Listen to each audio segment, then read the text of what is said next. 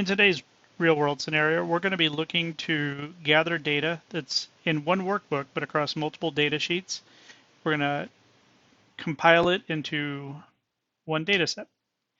So the example we're going to use today is we want to know who's led the league in home runs from 2000 to present. We want to know their player ID, their first name, and their last name.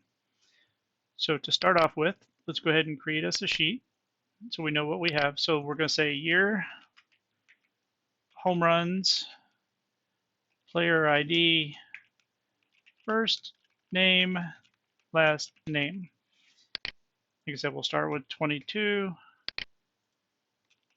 21. Now that we have 3, we should have enough to go ahead and take that down to 2000. Now we just have to fill in the rest of the data. So let's give ourselves a little bit more room there. So in order to start, we need the home runs. So we know that's in the batting tab. So we're going to go ahead and we're going to start with equals, and then we're going to hit MaxIfs. And then, so we need to know the max range. So the max range would be the batting, would be the home runs. So we know that that is the range that we're looking for.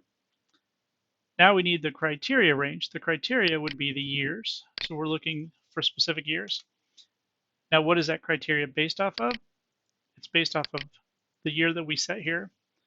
So we close that out, and it tells us that 62 was the home run leader in 22. We drag this down, that should follow the rest of the way. Now for player ID, we're going to have to use a little bit more. We're going to start with the index feature. So we're going to hit index. And now we need to go to batting because we got to get the player ID. So we're going to go to batting. We're going to go to player ID. Now we have to insert the match feature. So match, because we have to take that player ID and tell it what we want to match it to. So we need to match it to the batting home runs. So we're going to go to batting. Let's move this out of the way. Sometimes that gets in your way. If it does, just move it out. Let's start it over there. Hit home runs. And so we need home runs. We need that to equal the number that we have here. So 62. Then we can close that out. And then you'll want to use the asterisk. And then once you have the asterisk, you're going to want to open it up again, and you're going to want to tell it again in the years column.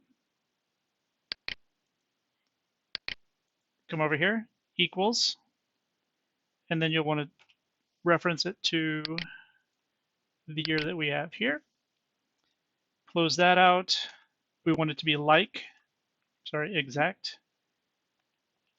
2 brackets, so it'll work. Close it out, and there you have Aaron Judge. Well, we have Judge A01. If we run this down, we have the rest of them. But this doesn't tell us much. I mean, if we don't know who some of these names are, we're definitely not going to recognize them by the player ID. So now we're going to use a Vlookup function.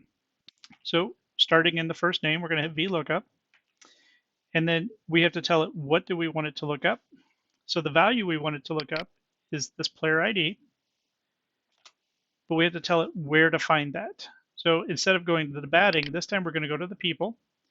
And we have to tell it what array. So an array, you're going to start with the player ID, hold all of these columns down till you get the data you want. We want the first and last name.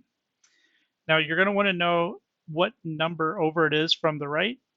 I can tell you that this is 14 and this is 15. So we're going to go ahead and we're going to close this out.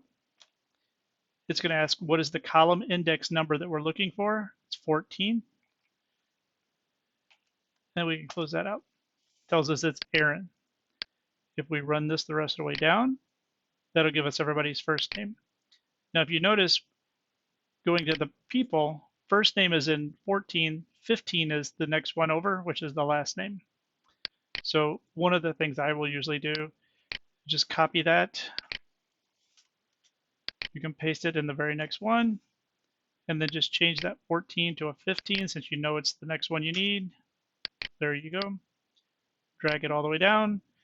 And now you have the year, home run leader, player ID, first name, and last name. So that's all we have for today. Have a good one.